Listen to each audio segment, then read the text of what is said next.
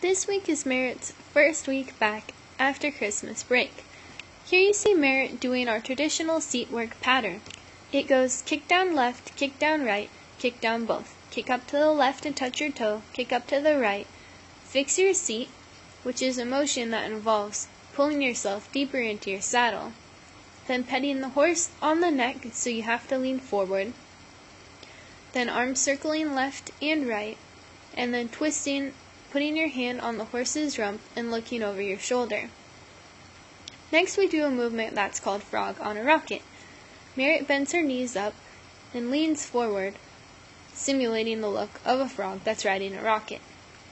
Here I have Merrit doing circles with her hands. The key is to do as round a circle as possible. You want to practice doing circles both forwards and backwards. Then I ask Merrit to pass the imaginary stick behind her back, behind her neck, over each shoulder, and under each leg.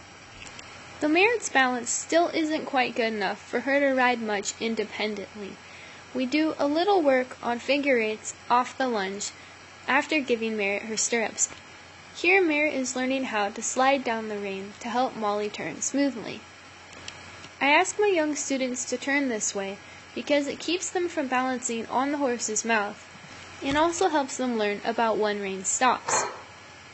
My favorite thing about this method of turning is that as the horse completes the turn, the rider's hand naturally comes back to the center, putting slack in the rein. Here Merrit practices a few turns. I'm telling her when to turn left and when to turn right to help her learn how to shape her turns nicely and to regulate Molly's speed.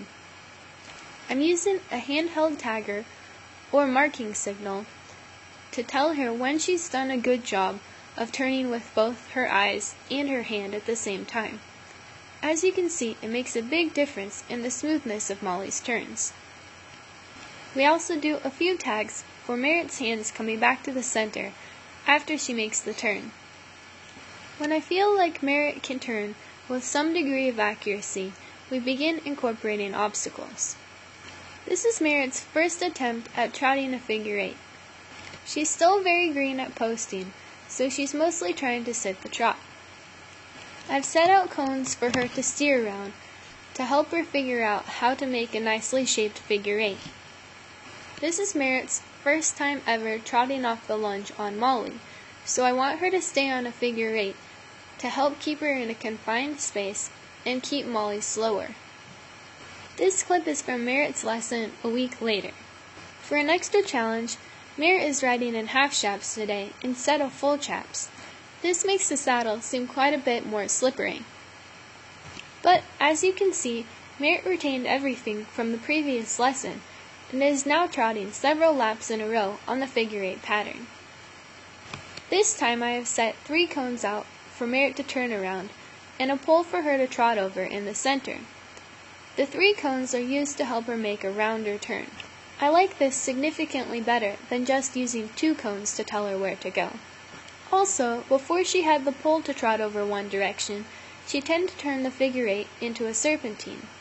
With the pole there, she gets the figure eight perfect, and the pole is enough of a distractor to help get Molly energized so that she'll trot the whole time. It was interesting to see that the first few times Merrit went around the figure eight, Molly deliberately avoided the pole. As soon as Molly felt confident that Merrit could trot over the pole and keep her balance, and also that Merrit wasn't going to scold her or kick her and try and get her to jump the pole, Molly willingly aims for the center of the pole and trots over it beautifully. It just goes to show that the pony almost always knows best. At the end of Merrit's lesson, we review trotting on the lunge with stirrups. It's been several lessons since Merrit has worked on her posting, but as you can see, she's improved significantly. I have her passing a stick behind her back and neck while she posts to help her figure out how to keep posting while she's doing something else. It's common for young riders to have quite a bit of difficulty posting off the lunge when they're learning. This is primarily because it's hard for them not to take their hands with them every time they stand up to post. By asking Merrit to move her hands different places on purpose, I'm preparing her to keep posting and steer Molly at the same time while she's riding off the lunge. As you can see, Merrit is still more comfortable sitting than posting, but I don't think it will be too long before she's equally good at both.